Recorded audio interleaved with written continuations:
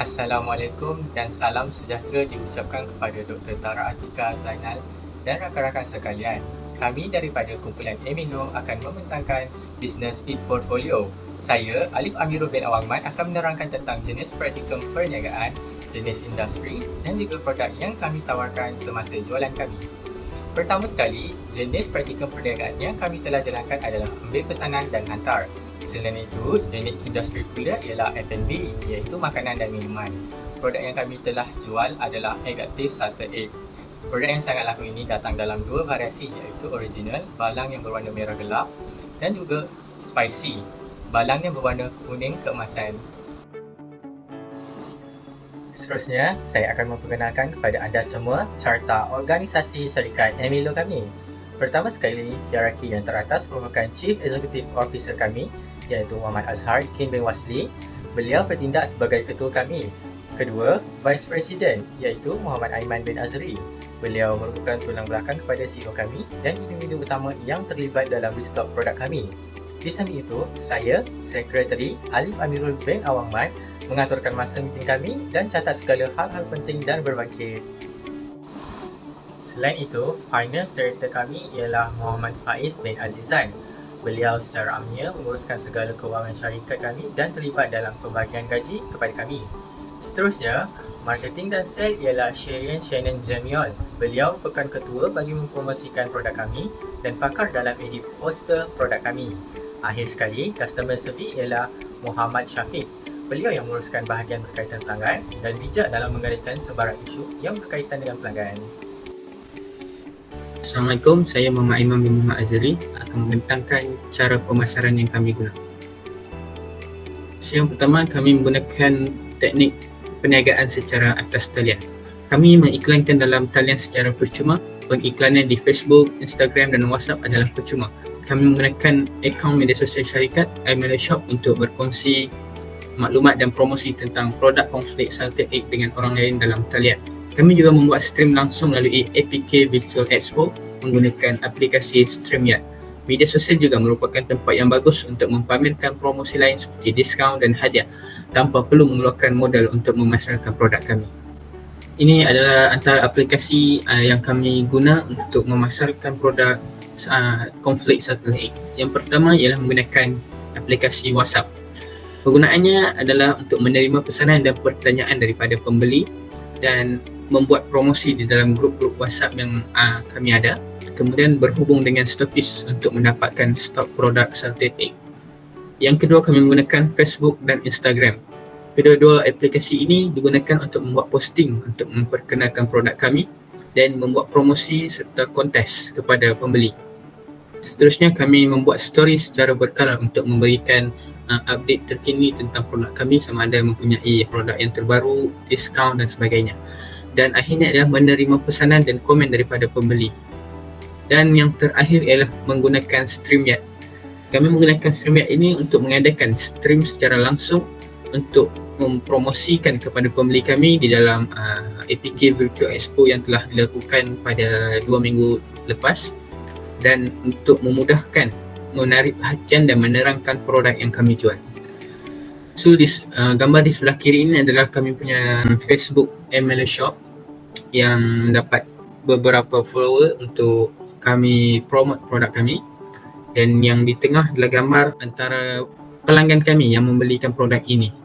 Dan yang terakhir adalah kami punya Instagram, iaitu Emilo_shop, untuk kami update video, reel, story dan sebagainya. Ini pula adalah ketika kami membuat live secara langsung di APK Virtual Expo, kami mengendalikan menggunakan StreamYard. Itu saja daripada saya. Terima kasih. Assalamualaikum. Nama saya Muhammad Syafiq bin Syarudin. Saya akan membentangkan mengenai pencapaian ahli kumpulan ataupun syarikat kami, di mana kami berjaya membuat jumlah jualan sebanyak 48 malam, di mana jualan tertinggi dibuat oleh saudara Azhar dan diikuti oleh Syir dan Faiz. Selain itu, kami juga berjaya mencapai 95 jumlah pengikut di platform Instagram kedai kami. Selain itu, kami juga berjaya mencapai tontonan tertinggi sebanyak 173 tontonan semasa live untuk APK Virtual Expo 2021 yang diadakan pada 15 Disember 2021. Jadi bagi kami 173 tontonan itu adalah tontonan yang banyak dan agak memberangsangkan. Selain itu kami juga mendapat sambutan, reaksi dan komen-komen memberangsangkan daripada penonton. Ini adalah beberapa usaha kami untuk mempromosikan produk kami melalui platform media sosial seperti Instagram dan juga live Facebook. Selain itu kami juga berjaya memenangi pertandingan teaser terbaik untuk Section 17. Visi kami adalah untuk menjadikan Adaptive Salted Egg sebagai kudapan utama pelajar UMS dan orang ramai di sekitar UMS. Ini disebabkan target market kami cumalah pelajar UMS dan juga COD yang disediakan untuk kawasan di sekitar UMS. Jadi matlamat kami adalah untuk menaikkan jenama produk kami selain meningkatkan aliran trafik di laman sesawang produk dan di media sosial, dan juga meningkatkan lagi mutu khidmat pelanggan kami. Objektif utama kami adalah untuk menyebarkan sebanyak mungkin iklan mengenai produk kami, terutamanya di media sosial. Selain membuat giveaway secara bulanan kepada pelanggan di media sosial, ini adalah salah satu cara marketing yang baik juga untuk meningkatkan lagi aliran trafik di media sosial ataupun di laman sesawang produk kami. Selain itu kami juga ingin meningkatkan lagi mutu khidmat pelanggan dengan memberikan maklum balas yang segera apabila pelanggan bertanyakan mengenai produk kami. Jadi ini semua adalah maklum balas kepada pelanggan, maklum balas yang kami terima daripada pelanggan-pelanggan yang membeli produk kami, dan kami mendapat respon yang positif. Ada yang dapat menghabiskannya dalam waktu yang singkat, ada yang menjadikan produk kami sebagai peneman setia untuk menonton movie dan membuat assignment. Dan daripada feedback maklum balas yang kami terima, jadi kami mendapati rata-rata pelanggan lebih menyukai Adaptive Salted Egg perisa spicy berbanding perisa original. Dan untuk batch kedua jualan kami menambahkan lagi Adaptive Salted Egg yang berperisa spicy berbanding daripada perisa original. Sekian saja daripada saya. Terima kasih. Assalamualaikum dan hai. Saya Muhammad Azhar Ikin bin Wasli akan menerangkan tentang jualan dan keuntungan syarikat kami. Emilo Shop telah beroperasi pada bulan November 2021 hingga hujung bulan Disember 2021. Sepanjang pengoperasian Emilo Shop, kami telah berjaya untuk menjual sebanyak 48 balang produk Adaptive Salted Egg Cornflakes. Seterusnya ialah penyata pendapatan bagi syarikat kami iaitu Emilo Shop. Penyata pendapatan ini bertujuan untuk menyatakan keuntungan yang kami perolehi ketika menjalankan perniagaan kami.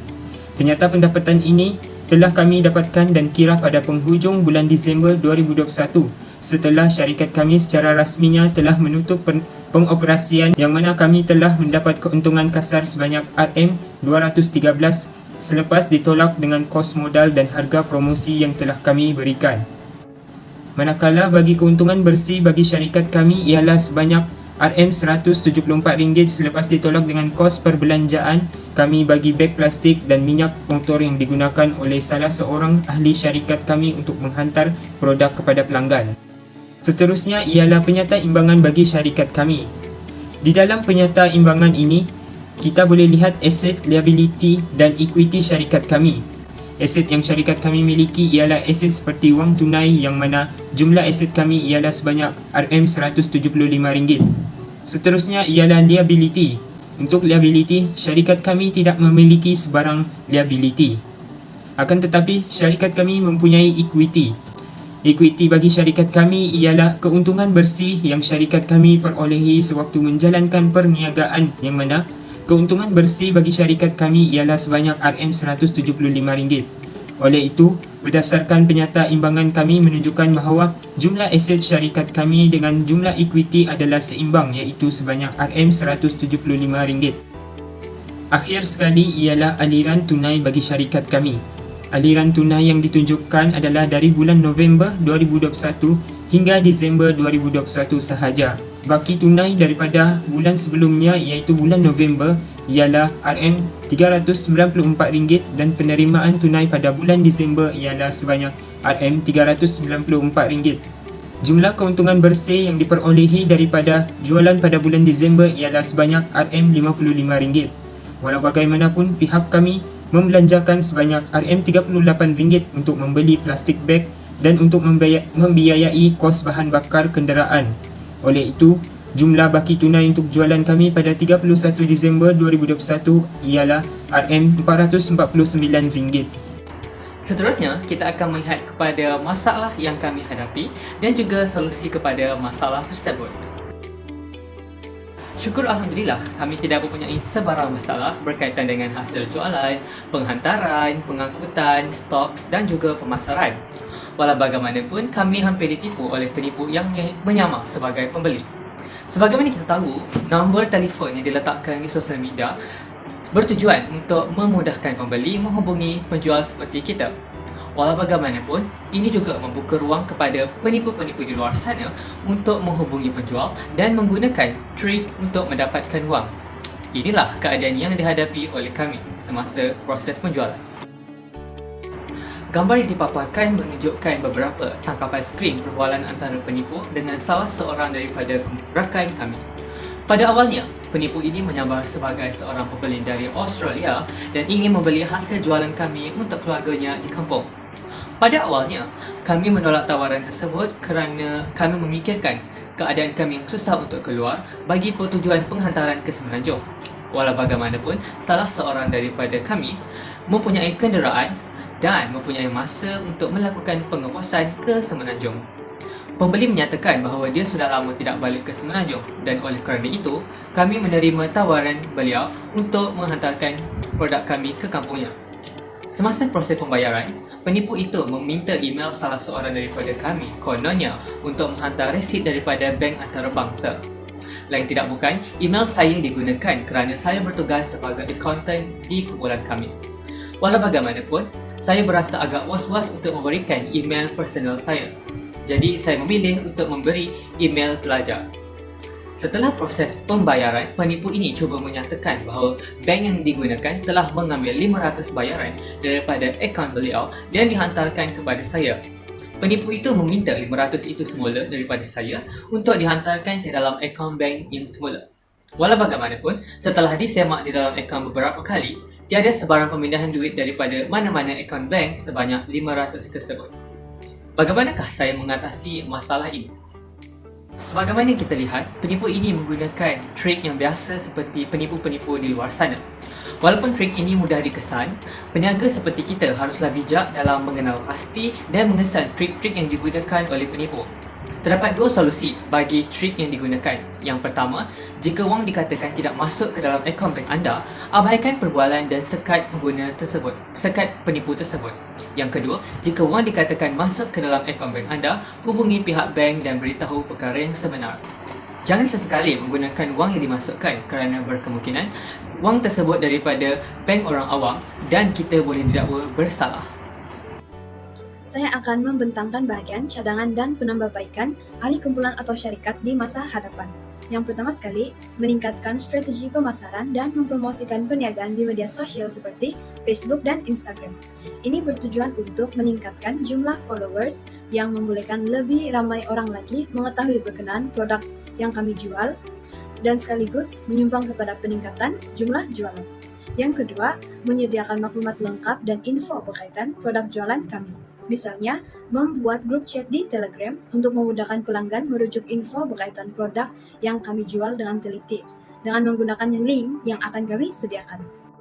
Yang ketiga ialah menyediakan jadwal harian dan mengagikan tugas melakukan posting dalam platform media sosial untuk memasarkan produk jualan kami dengan lebih konsisten.